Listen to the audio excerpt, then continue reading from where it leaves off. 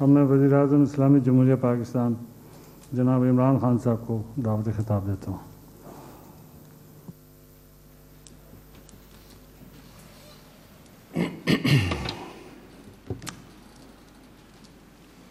بسم اللہ الرحمن الرحیم۔ ایاک نعبد و ایاک نستعین۔ جناب اسپیکر، صدر صاحب، جناب وزیر اعظم، ممبرز آزاد کشمیر اسمبلی، خواتین و حضرات اور منسٹرز، دیکھیں میں بڑی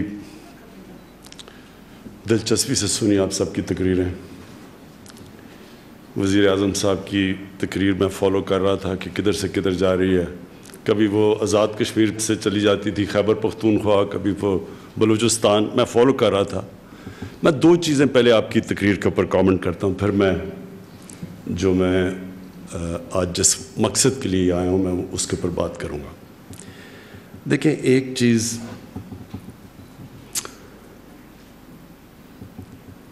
یہ ذہن میں ڈال لیں کہ جو پوٹینشل پاکستان میں ہے شاید ہی دنیا میں کسی ملک میں ہے۔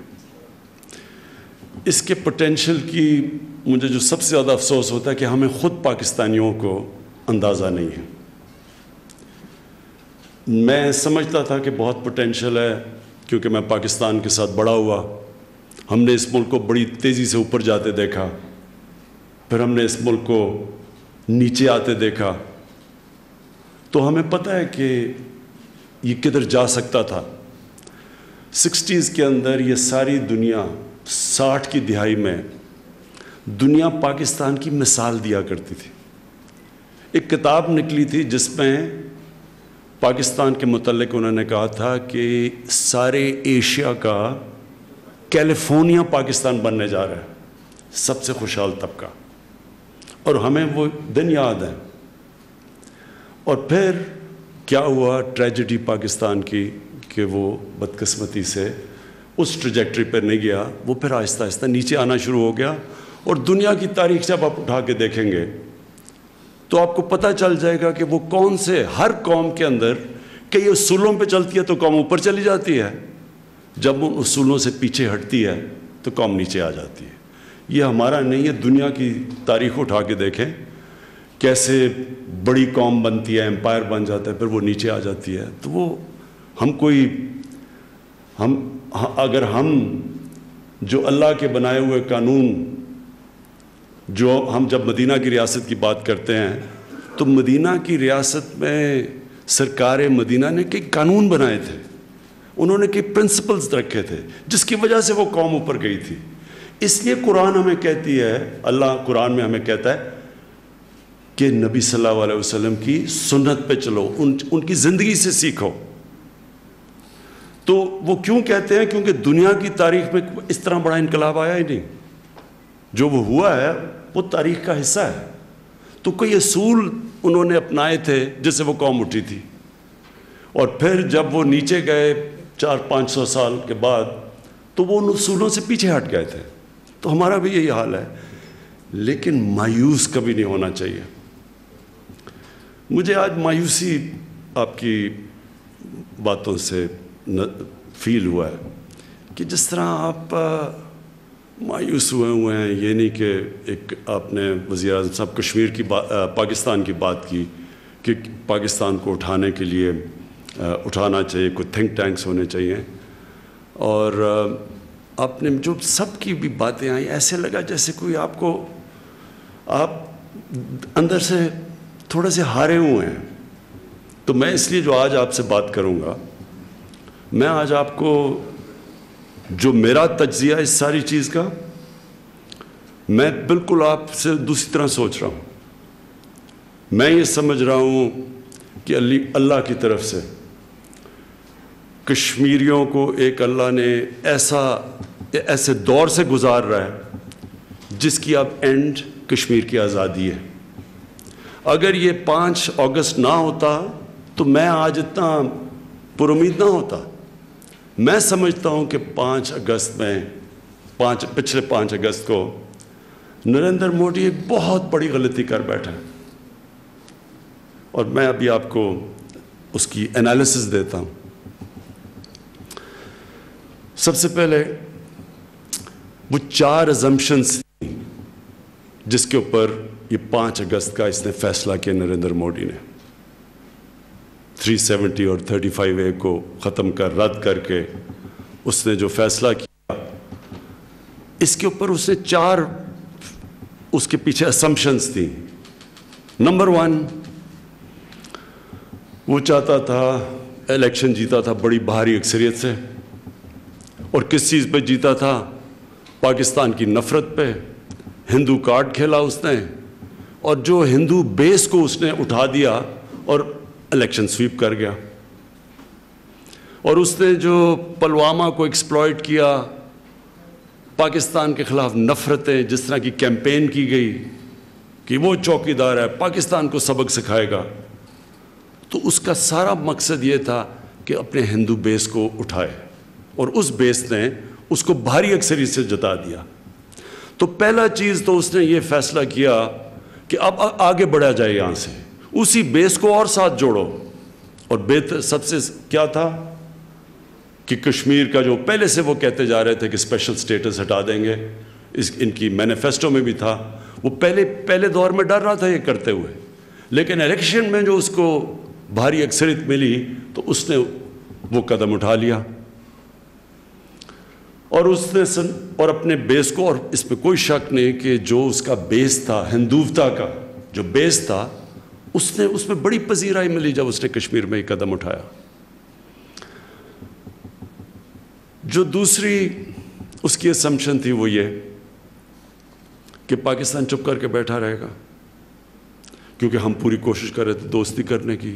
ہم نے بار بار ہندوستان سے کہا کہ آپ 1 قدم اٹھائیں، ہم 2 قدم آپ کی طرف آتے ہیں. اگر امن ہوگا تو تجارت بڑھے گی، غربت کم ہوگی، اور ہمارا مسئلہ کشمیر کا ہم ڈائلاگ سے حل کر سکتے ہیں. یہ ہماری پروپوزل تھی اس سے. تو اس سے پہلے بھی جب یہ پیلٹ گنز استعمال کر رہے تھے ہمارے آنے سے پہلے، اور ظلم تو اس نے پہلے سے، جب پہلے بی جے پی کی اور نریندر موڈی کی حکومت آئی تو ظلم تو شروع ہو گیا تھا کشمیریوں پہ، لیکن کوئی بات نہیں کر رہا تھا. نہ پاکستان نے اٹھایا، نہ یونائٹڈ نیشنز میں اٹھایا، نہ دنیا میں کوئی بات کر رہی تھی. کبھی کبھی اخبار میں کوئی باہر مضمون آ جاتا تھا، لیکن پاکستان کا تو رسپانس نہیں تھا. اس لیے اس نے یہ اسیوم کیا کہ پاکستان پھر چپ کر کے بیٹھا رہے گا، کیونکہ پاکستان کو اتنی ضرورت ہے ہندوستان کی. تکبر، یہ یاد رکھیں کہ اس سب کے پیچھے تکبر ہے. وہ اپنے آپ کو اتنا طاقتور، اور یہ جو ان کی سٹیٹمنٹس کے جو نیا نقشہ بنایا کہ وہ سارا علاقہ آزاد کشمیر بھی اب ہندوستان میں ہے، اس کے پیچھے تکبر تھا. تیسری، اس کو پتا تھا کہ دنیا کے اندر اس وقت ہندوستان ایک بہت بڑی مارکیٹ ہے. 1.25 ارب لوگ ہیں ہندوستان میں. دنیا چاہے گی اس بڑی مارکیٹ میں ہندوستان سے تعلقات اچھا رکھے، اور وہ ٹھیک سمجھ رہا تھا. دوسرے کو دنیا چپ کر کے بیٹھی رہے گی.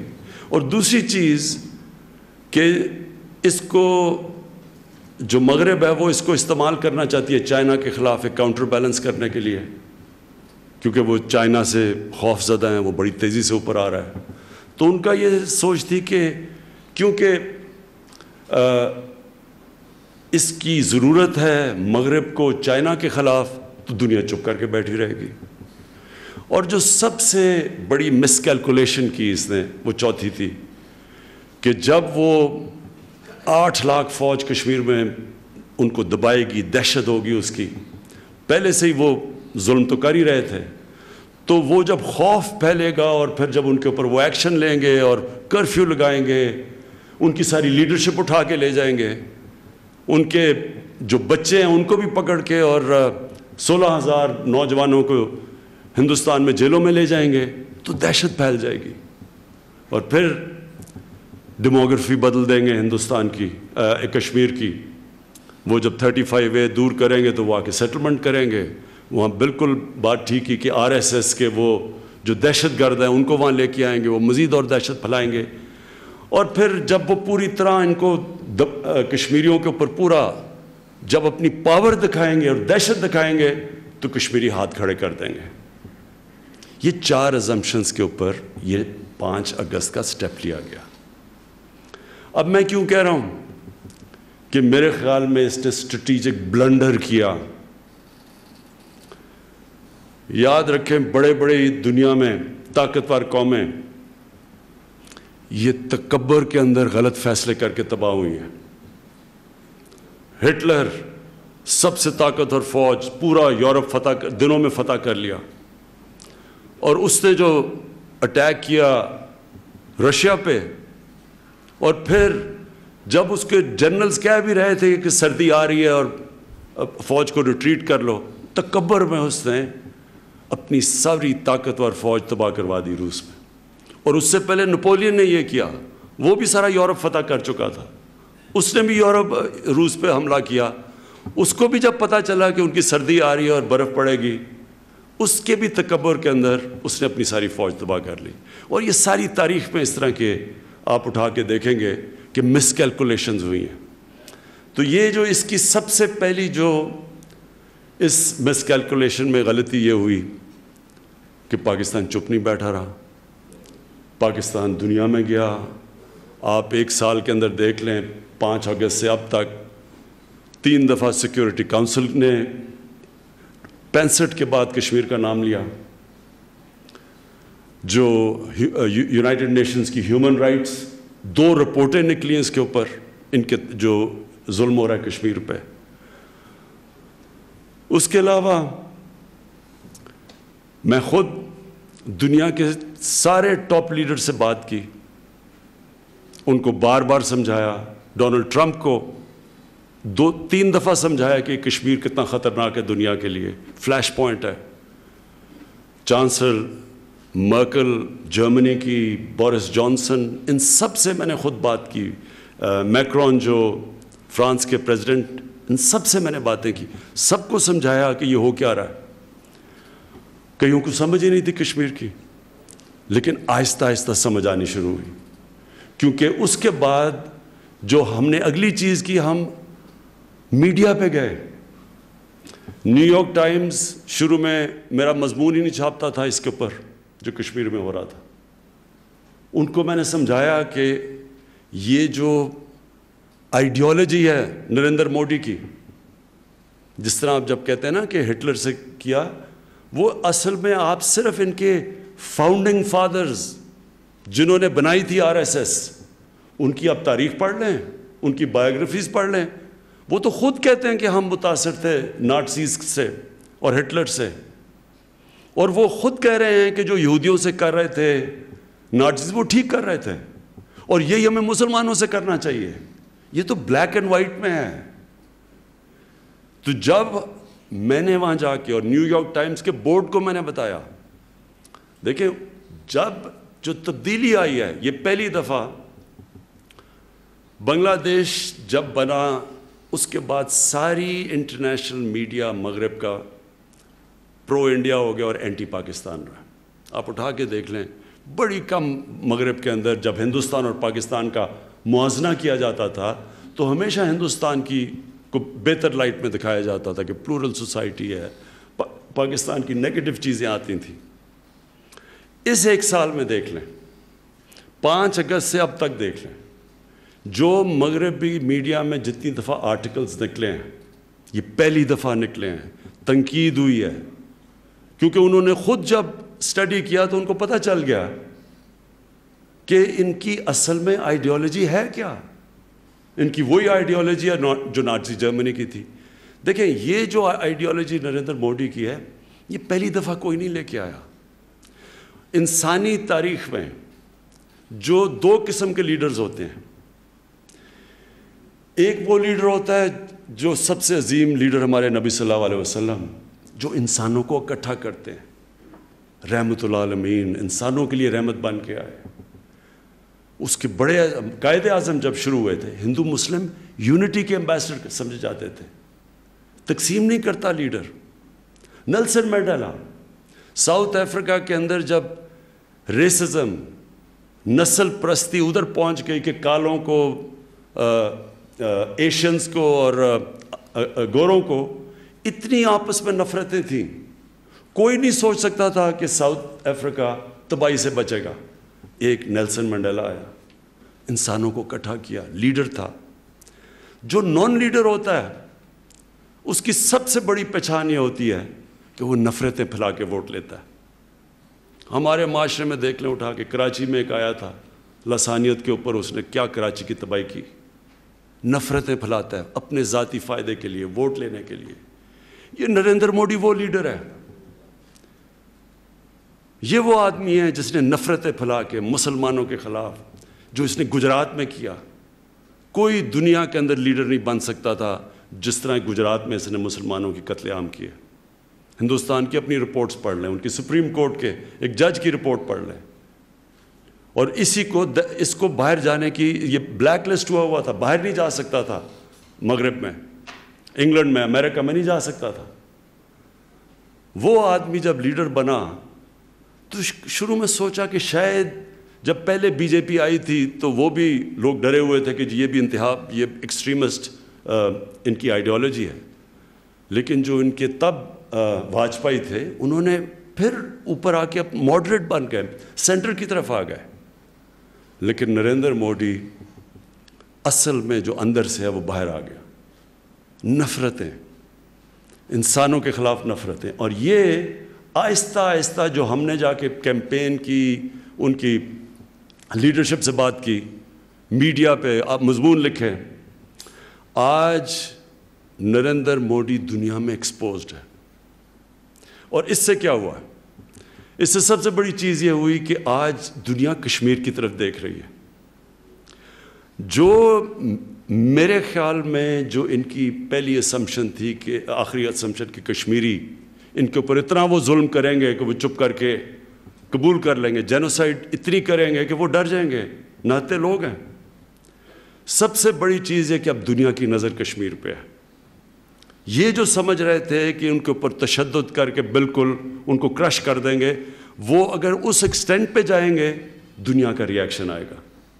آلریڈی یورپین پارلیمنٹ میں ڈسکشن ہے، برطانیہ کی پارلیمنٹ پہ ہے، پھر ہماری جو آپ نے بات کی ڈائسپرا، کشمیری، پاکستانی باہر، انہوں نے جس طرح کی ایک سال میں دیکھیں، نیو یارک کے اندر کبھی اتنی پبلک نہیں نکلی کسی ایونٹ پہ جو کہ یونائٹڈ نیشنز کے جنرل اسمبلی کے باہر پبلک نکلی تھی، کبھی اتنے لوگ نہیں نکلے۔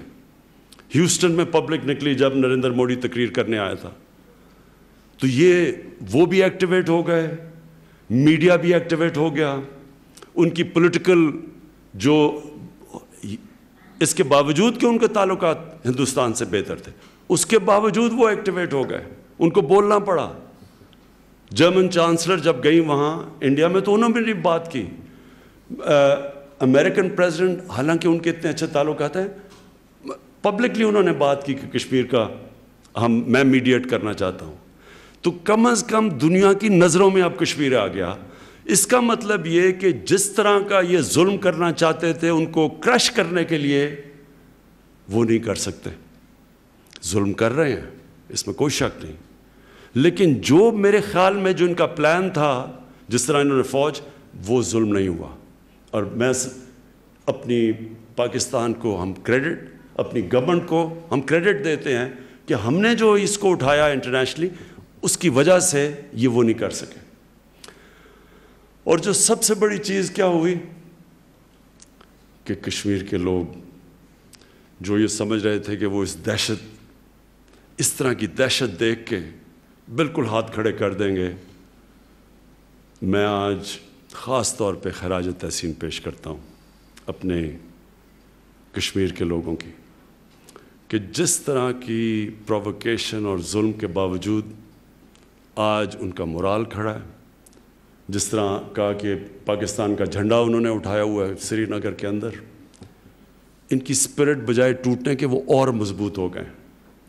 اور ایک اور چیز ہوئی ہے، آج کوئی پرو انڈین کشمیر کا لیڈر بن ہی نہیں سکتا۔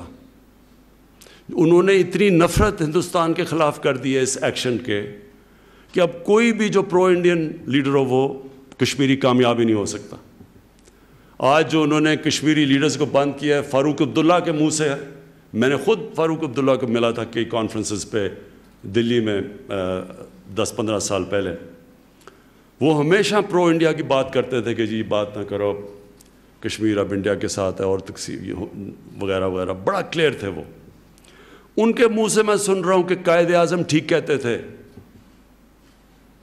وہ ابھی سٹیٹمنٹ دے رہے ہیں کہ جو قائد اعظم کہتے تھے وہ ٹھیک ہے، ہمارے سے دھوکہ ہو گیا. تو اس وقت نہ کوئی کشمیر کا اب لیڈر بن ہی نہیں سکتا جب تک اگر وہ پرو انڈیا ہے، کیونکہ نفرت پھیل گئی ہے. دوسری جو کشمیر کا نوجوان ہے، وہ جو غالب کا شعر ہے کہ مشکلیں اتنی پڑی مجھ پہ کہ آسان ہو گئی، وہ اتنے اب مضبوط ہو گئے ہیں، موت سے خوف چلا گیا ہے. جس طرح کی ہیوی پریزنس ہندوستان کی فوج کی ہے، اس کے باوجود وہ لوگ نکلتے ہیں، جب موقع ملتا ہے کشمیر کے لوگ نکلتے ہیں. کشمیریوں کی اسپرٹ نہیں وہ توڑ سکے جو 1/4 مین اسمپشن تھی کہ وہ ہاتھ کھڑے کر دیں گے. اور یہ جتنا بھی اب جدھر سے جتنا بھی آگے جائے گا، جو میں انسانی تاریخ کے اوپر میرا جو تجزیہ ہے، میں یہ سمجھتا ہوں کہ یہ اب حالات بگڑتے جائیں گے ہندوستان کے لیے.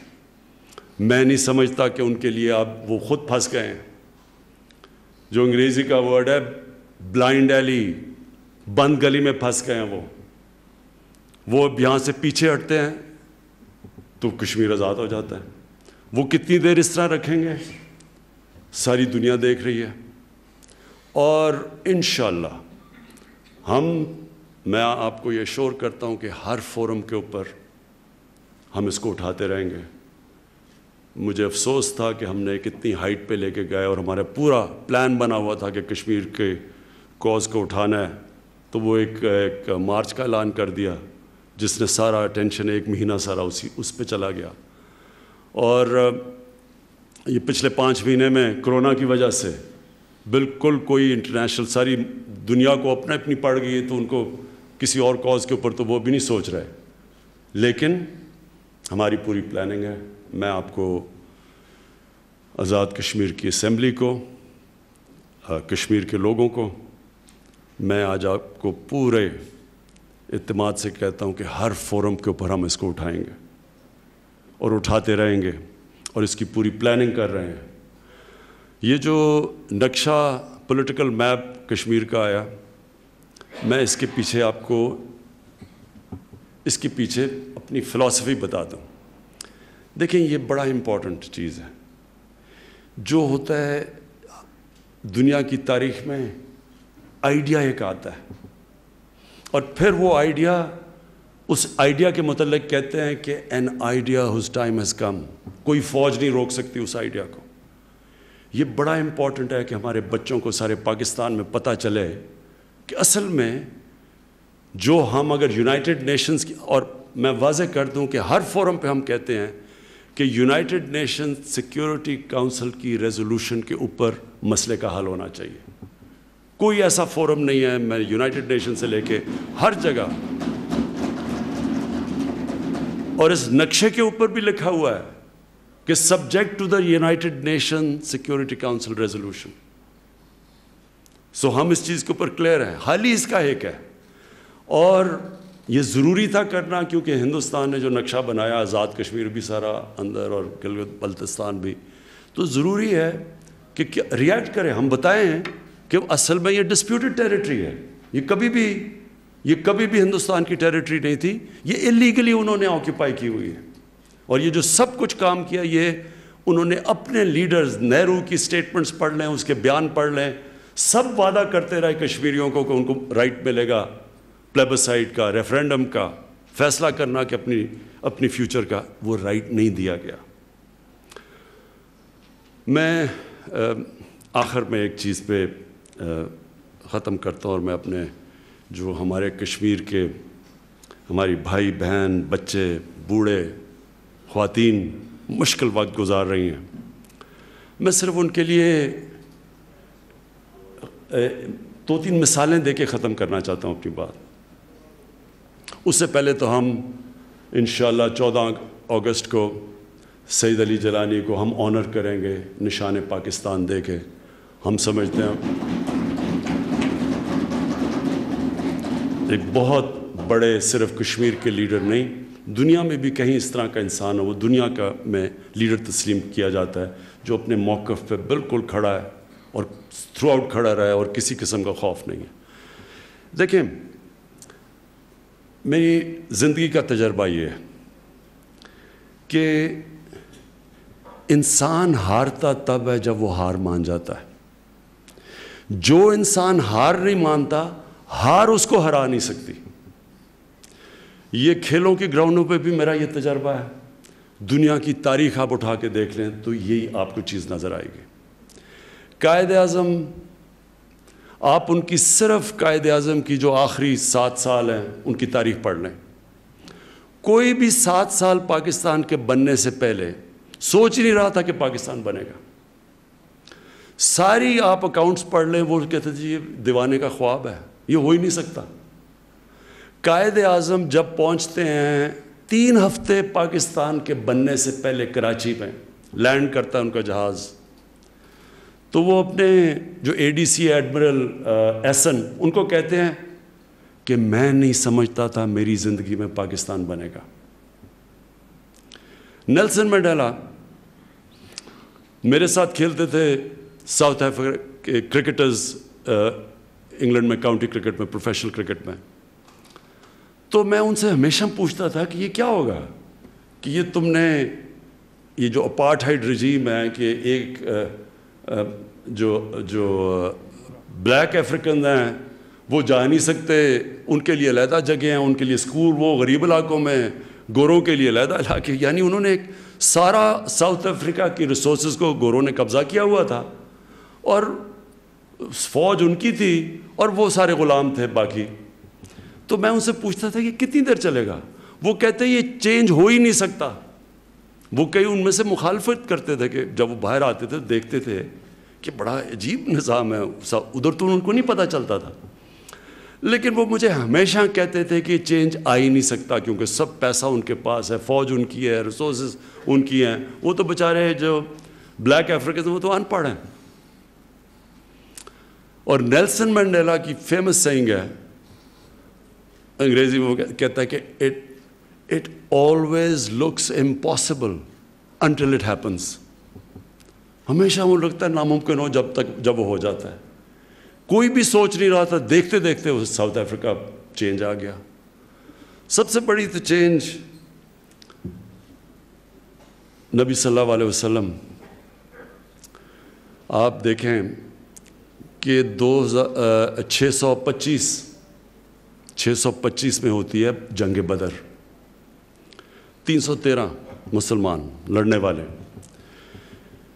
627 اور 28 دو وہ لیٹر لکھتے ہیں، ایک جو ایک سپر پاور ہوتی ہے پرشین ایمپرر، اور دوسرا جو کہ بیزنٹائن رومن ایمپرر تھا، اس کو، یہ خط بھی پرزروڈ ہے، 2 خط لکھتے ہیں کہ میں اللہ کا پیغام لے کے آیا ہوں، اپنی بہتری، آپ کی بہتری ہوگی اگر آپ اس پیغام پہ چلیں۔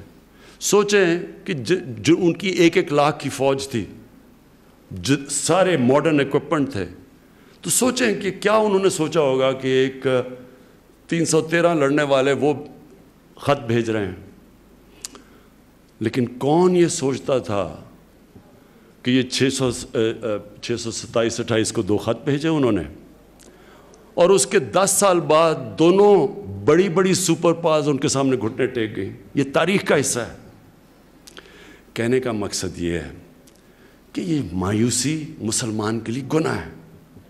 ہم جب مایوس ہو جاتے ہیں جی کچھ بھی نہیں ہو سکتا، آپ کو پتہ ہی نہیں، میری اندازہ یہ ہے کہ یہ جو جدھر پھنس گئے ہیں نریندر موڈی ایک قدم اٹھا کے ہندوستان میں، اس کا اب صرف ایک ہی نتیجہ ہوگا اور انشاءاللہ کشمیر آزاد ہوگا۔